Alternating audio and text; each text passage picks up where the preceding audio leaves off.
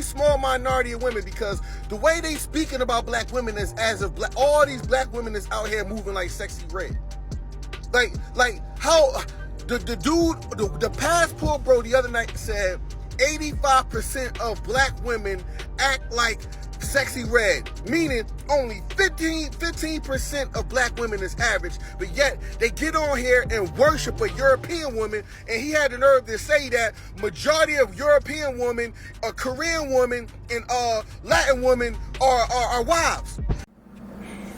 Hello YouTube, it's your boy, the Passport Bro Wingman, coming at you again with another YouTube video. The title of this video is called Passport Bros Need to Choose Better. Stop choosing CHADRESHA and Tyrona. The way this video came about was, as you can see from the clip at the beginning of this video, there's a guy dressed in Passport Bros, and his overall sentiment is that we pretty much demonize a lot of the women in our in America, and but we uplift and put the other women in foreign countries on a pedestal. And he claims that the women in the other countries pretty much have the same character flaws as women in America. And for that reason, he can't really respect us, because in his mind, we're getting the same type of woman overseas that we're getting here in the States. So he doesn't understand why we're not joining forces with him and protecting the women here in the United States. So this is a plantation bro that's speaking for a lot of the women in the States. So in his mind, we just need to choose better. Because he's saying that we're saying 85% of the women here are no good. But in his mind, it's because we're not choosing the right woman. We need to look a little bit harder. In his mind, maybe there's something on our end that we're not doing. And this is typical plantation bro talk and logic. Now, and he's not the only one. There's been a few other plantation bros that have addressed us and had some harsh words and that kind of thing. But let me say this to him and to anyone else who kind of, is new to the Passport Bro movement, and kind of thinks like this. Here's a few stats to kind of consider. When they did the Tinder experiment, they said that out of 100 profiles, most of the American women only chose 4 profiles. They rejected 96 profiles, which means only 4% of the profiles they actually liked. In addition to that, there was a stat that came out that said about a third of women generally just go on dates for the food. There was one woman in particular that she pretty much doesn't buy groceries. What she does is she just sets up dates with men, and that's how she kind of feeds herself. She has no intention of dating any of these men or becoming their girlfriend and so forth. And that's just that. And almost every Passport Bro has a story in which they remember when their youthful time, maybe when they were if they were in high school, in college, or in their early 20s, there were plenty of girls that they poured their heart out to.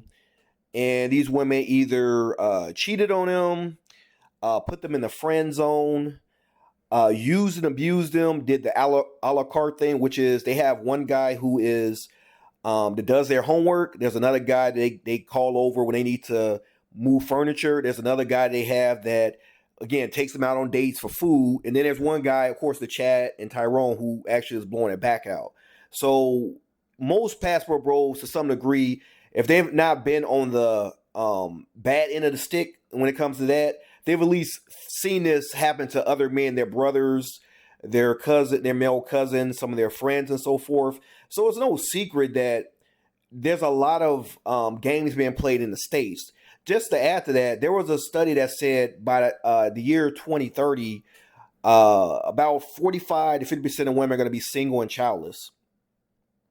Now you got to ask yourself. Put it this way, that's pretty much on purpose. You also notice that a lot of women, they're not having as much children anymore, and a lot of the traditional roles are going out the way. There was one woman actually was getting married, and I believe in the vows you say in marriage, one piece of the vow is that the woman has to say that I will submit myself to my husband. She actually stopped the wedding and had a problem with that. So it's no secret that American women, not all, because he said 85%, I agree, not all, but a lot of them are very, very difficult. They're very, very difficult. And as I've said before in my previous videos, most men in America, we're working very, very hard jobs. After working 8-hour, 10-hour, 12-hour shifts, some of the guys listening work 6 days a week.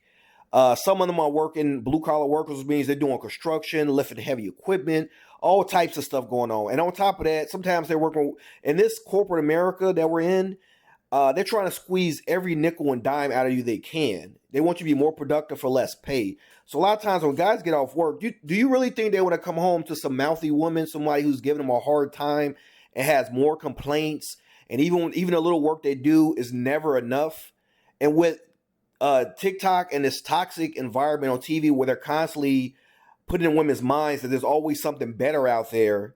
Perfect example of this is Tom Brady. His wife Giselle pretty much was messing around on him. She left him, and Tom Brady is like the pinnacle of like masculinity. He's like, guy's tall. Most women say he's handsome, star quarterback, famous, has everything going for him, but still his wife is not satisfied. In her mind, there's still something out there. Corey Hardrick, I believe is his last name. He married one of the I believe it's Tia Tamara or whatever. And out of the blue, all of a sudden, after a long marriage, she decides she wants to end the marriage because basically she wants to get on TikTok and Instagram and put on, booty shorts and be out there and go back out in the streets, only to find out that it wasn't so good out in the streets as she thought, because she's looking at all the social media, and now she's pretty much begging Corey to take her back. So most men, I'm just gonna put it out there for most men. We're just tired. We're not dealing with this anymore. It's a new day, 2024.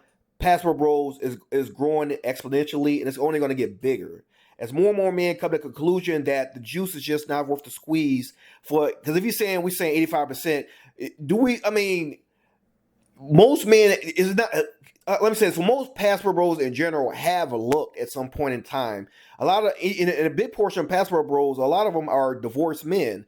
Some of them divorced, or in some cases, maybe they just got, they were in a long-term relationship, it didn't work out. So I'm saying to say that a lot of them have tried. They really tried. They really put in the effort. I myself call myself a recovering simp. There was a time when I wasn't a Passport Bro. I was out there. I was trying to, especially in my teenage years, there was a lot of behavior I engaged in, which I regret now. After going overseas, there's no way I can go back to that behavior. There's no way. There's no way. The women I've met overseas, and I've been to Ukraine, I've been to Thailand, I've been to Colombia, I've been to Brazil. The women in America it's not even close. It's not even close. The foreign women, so much more feminine, accepting, have so much more substance. They don't have ridiculous standards. They still believe in traditional roles. They want you to be in your traditional role. They'll cook and clean for you. It is not a chore. It's actually like part of their tradition. So there's no way I would go back to that, or I encourage any guy to go back to that. So it has nothing to do with us being, because this guy's mind, it's because we're like weak. No, it's like, no pun intended, but it's better bang for your buck for the most part. Again, marriage is a huge investment. If I'm going to invest marriage, which includes my finances, putting my finances at risk, my long-term security at risk, my 401k at risk, my children as well, because in some cases, some women don't let their children see the father. If I'm putting all this stuff at risk, I better go ahead and make sure I really invest in a woman I believe is going to make a very, very great wife. But a lot of women in the States, they're on their city girl vibe, and they don't make very good wives. And you say, how can I say that? When 70% of them are the ones who initiate the divorce, and we have a 50%, about a 50% failure rate in the United States, that's not some place I would try to invest in. Not to mention how the laws are pretty much in the female's favor, and they're trying to break you. So why would most guys want to stay and deal with that? It doesn't even make any sense.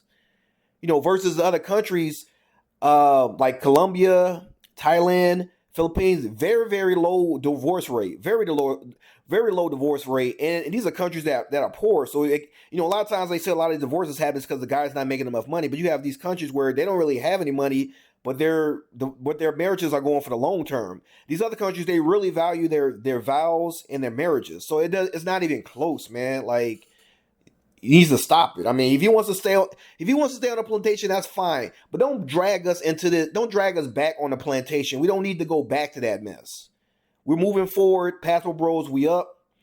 And as far as choosing better, who needs to choose better? When you have 50% of women who are going to be single and childless, who has a hard time? Who's the one that has a hard time finding a mate? Most passport bros I meet, as you see from like the videos I'm showing, we don't have a hard time choosing and finding good women.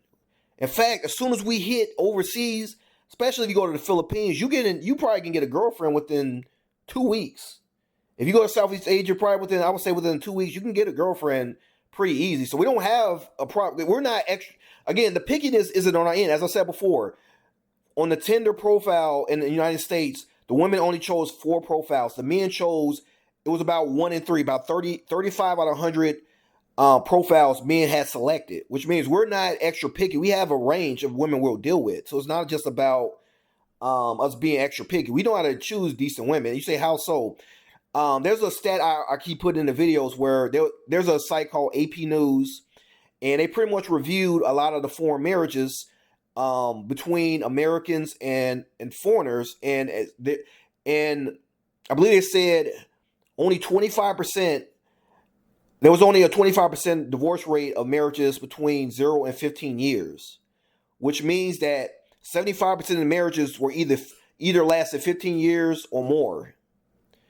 Only 25% lasted less than 15 years, which means there was some that lasted 10 years. There was some that lasted 12 years, which means it still, in many cases, it still went the distance. So that being said, as I keep saying, a lot of the foreign women, they really value marriage. And in fact, a lot of them get married a lot earlier. You have women like in Russia, Ukraine, some of them get married at like 22 years old. They're not waiting until their late 30s or late 40s to suddenly turn around and say, you know what, I think I want to settle down.